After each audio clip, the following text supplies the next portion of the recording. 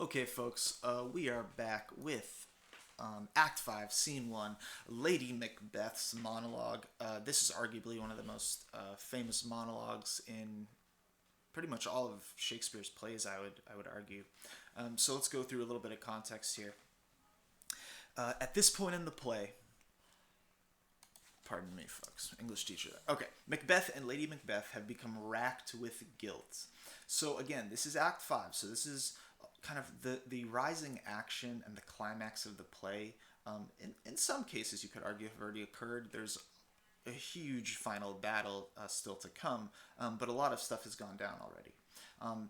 And just to provide you context, Macbeth orders a hit, an assassination of both his best friend Banquo, due to the witch's prophecies, and he sees Macduff as a threat to him, and so he orders assassins to kill Macduff's wife and child.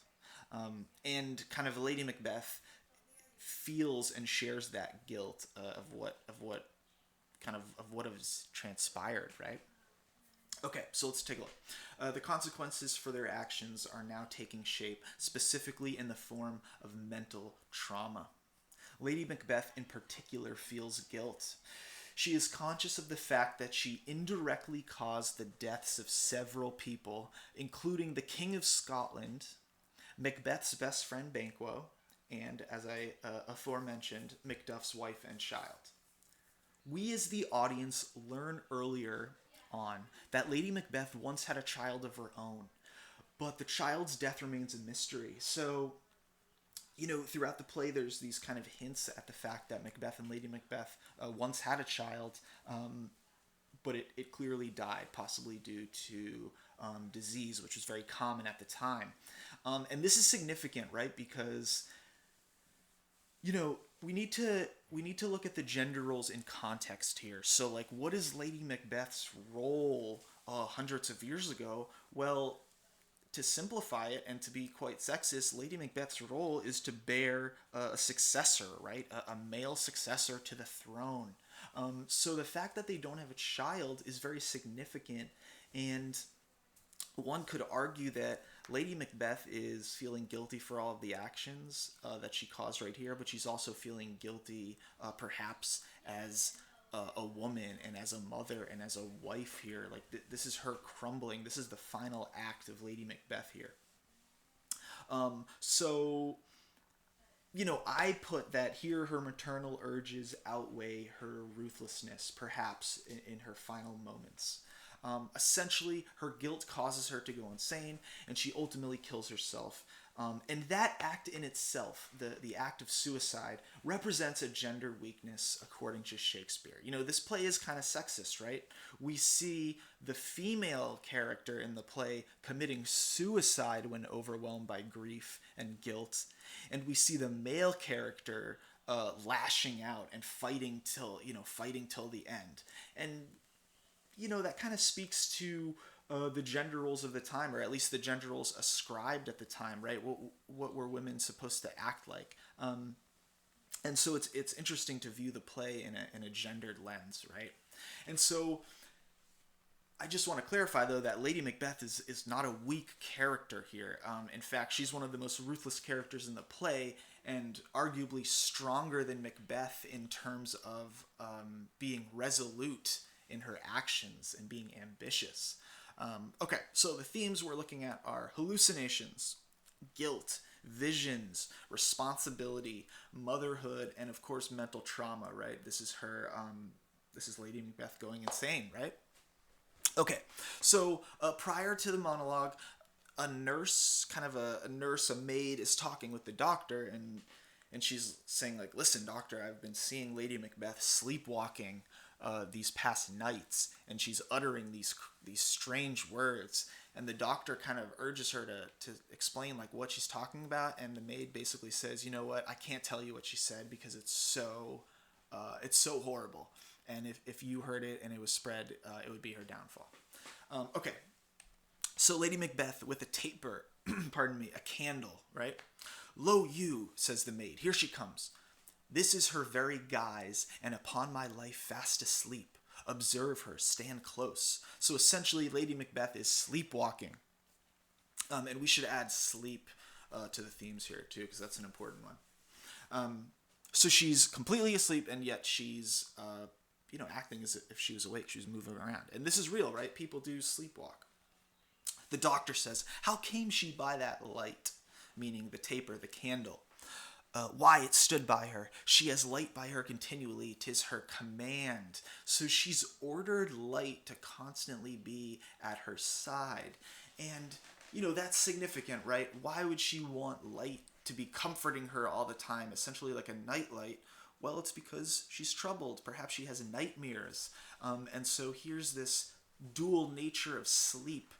Sleep is both one of the greatest things we have, right? It's one of our superpowers. It allows us to regenerate, allows us to relax, and yet it can also be this this chaotic thing, right? When you have nightmares and you don't sleep well, it can be very detrimental to your health. Okay, so let's continue. What is it she does now, says the doctor. Look how she rubs her hands together. The gentlewoman says, it is an accustomed action with her to seem thus washing her hands. I have known her continue this a quarter of an hour. So Lady Macbeth will essentially just be washing her hands or performing the action of washing her hands for 15 minutes at a time. And here's Lady Macbeth, right? Yet here's a spot. So we assume that the spot she's talking about is a hallucination of blood on her hands. The doctor says, hark, she speaks. Hark means listen. I will set down what comes from her to satisfy my remembrance the more strongly, meaning, I'll take notes. Lady Macbeth says, out, damn spot, out, I say, 1, 2. So she's rubbing her hands together, trying to get this blood from her hands, and obviously there's no blood in her hands, right? It's a hallucination. Why then, 'tis time to do it. Hell is murky, fie, my lord, fie, a soldier and a feared. Well, who's he talking about here? Well, my lord could be Macbeth, a soldier and scared. What need we fear, who knows it, when none can call our power to account? So, Lady Macbeth is concerned that Macbeth is getting nervous for no reason, right? And, there's a phrase I want to bring up here, and the phrase is, heavy is the head that wears the crown, meaning the people that have power, the people that have a lot of weight on their shoulders in terms of responsibility, oftentimes those are the people with the most troubled minds, right? You got a lot to deal with. You got a lot on your plate, especially the guilt. But Lady Macbeth says, why do we need to fear if no one can prove that we did all this stuff, right? And she says, yet who would have thought the old man to had so much blood in him? And here she's referencing specifically King Duncan. Because even though she didn't stab King Duncan herself, previously in the play, Macbeth fails to place the daggers or plant the evidence on the sleeping servants. And so Lady Macbeth has to go into the chamber and retrieve the dagger herself. And it's possible that seeing the gruesome death of Duncan at her husband's hand traumatized her. Because Macbeth is this seasoned warrior who was brought up through a lifetime of death and fighting and violence. Lady Macbeth hasn't been really exposed to that. And so, she wants to get her hands dirty, but once she plays in dirt, as it were, she gets a little uncomfortable, right? Okay. So then the doctor says, do you mark that? Did you hear that? And Lady Macbeth says this, the Thane of Fife had a wife. The Thane of Fife, first of all, the title of Thane is essentially a governor or mayor, and the Thane of Fife here is Macduff. And so she says, the Thane of Fife, Macduff, had a wife. Where is she now? What, will these hands never be clean? Referencing her own hands. No more of that, my lord, no more of that. You mar all with this starting. Lady Macbeth is guilty of the fact that Macbeth killed Macduff's wife and child. And so Lady Macbeth says, where is she now? Well, Lady Macbeth, she's dead. Right? You know the answer to that, right? This is a rhetorical question. She's kind of admitting her own guilt right here.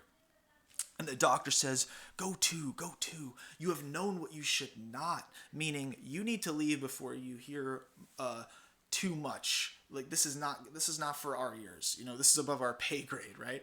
The gentlewoman says she has spoke what she should not. I am sure of that. Heaven knows what she has known.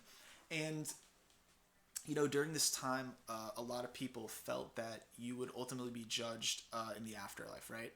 And so she's kind of making the point that, you know what, regardless of what Lady Macbeth says, or regardless of what she says she didn't do, ultimately she'll be judged in the afterlife, right? Lady Macbeth says, "Here's the smell of the blood still. All the perfumes of Arabia will not sweeten this little hand. Oh, oh, oh." And right, we see these kind of comfortable words here. Sweeten this little hand. Lady Macbeth perhaps clinging to a final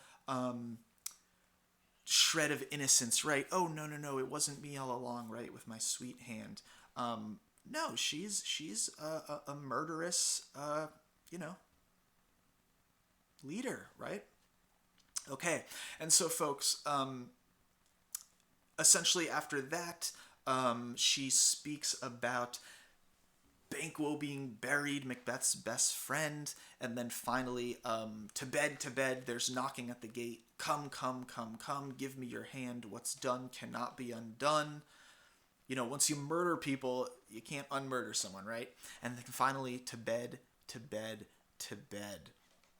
And the doctor kind of summarizes this whole scene with foul whisperings are abroad, meaning bad things are happening. Unnatural deeds do breed unnatural troubles, right? It's not natural to murder someone, and so when you murder someone, things are going to happen to you, right? Your mind's going to change. You might get PTSD, right? You might be traumatized or seeing violence or witnessing violence. And so it's so interesting that Shakespeare was able to talk about mental trauma 450 years ago so eloquently in a poem that's also a play, right? And so it just kind of speaks to the genius of Shakespeare, really. So, folks, I hope you enjoyed both of those analyses, and I hope you have a great day. Thank you.